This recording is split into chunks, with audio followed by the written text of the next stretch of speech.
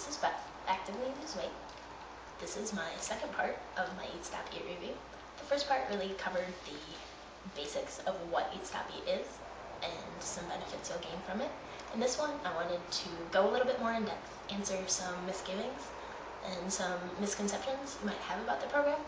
And in the second part, I want to talk about what a day in my life on Eat Stop Eat is and sort of show you how it can be pretty easy and how you can make it easier.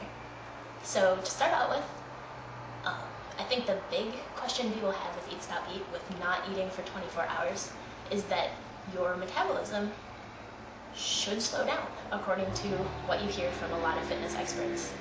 And what I want to say is that it doesn't. And I'm not unsupported in this. For one thing, the book says a lot about it.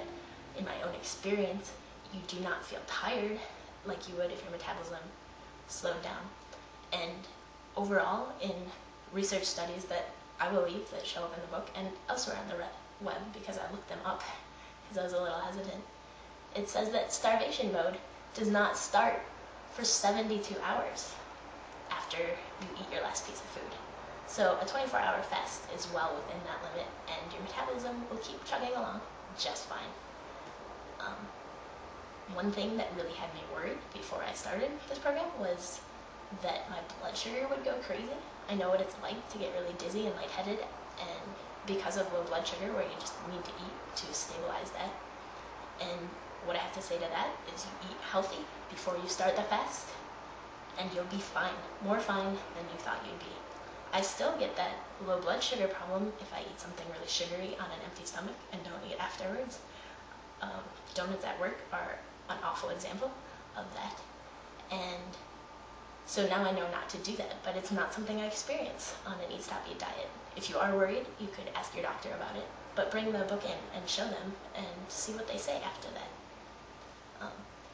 Working out while fasting is a great idea. It will do a lot for you. Your body is working off of stored fuel, which means fat. You might try working out later and later into the fast if you're worried about it. I find I can work out at the end of a fast as easily as at the beginning without a weird feeling in my stomach if I've eaten too recently. So those are some ideas people might have had that are inaccurate about Eat Stop Eat. A day in my life on Eat Stop Eat is kind of normal looking, but I stop eating after supper. I ignore my evening snack, and I go to bed.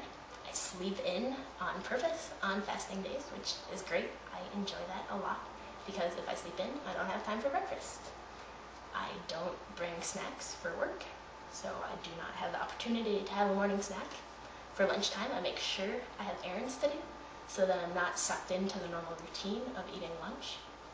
And in the afternoons, at the end of the fast, it gets a little more intense. You realize you're hungry, and something that's really great about Eat Stop Eat is you're not stopping yourself from ingesting anything, just ingesting calories.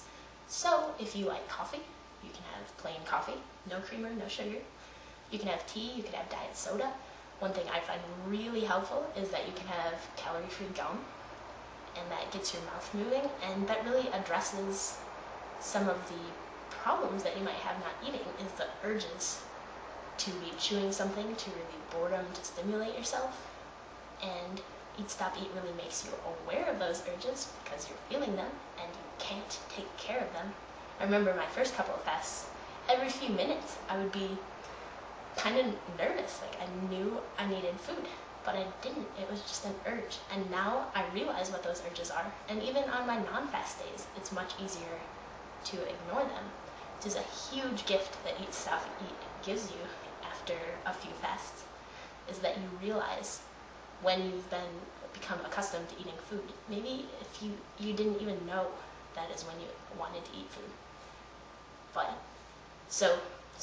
lunch, afternoon, I usually start eating a few of those little goodies that help you stave off the wish to eat calories. Good after work, I make myself supper, and then I'm eating again. And that is 24 hours without food. It's really easy now. It was not easy the first 3 or 4, but you have a reassurance now. It gets easier. I don't even think about it anymore. Food does not come into my mind until hour 22 or so. So that is my experience. I hope me sharing it has really helped you think about Eat Stop Eat in a positive way. I'm Beth. This is Actively Lose Weight. Thanks for watching.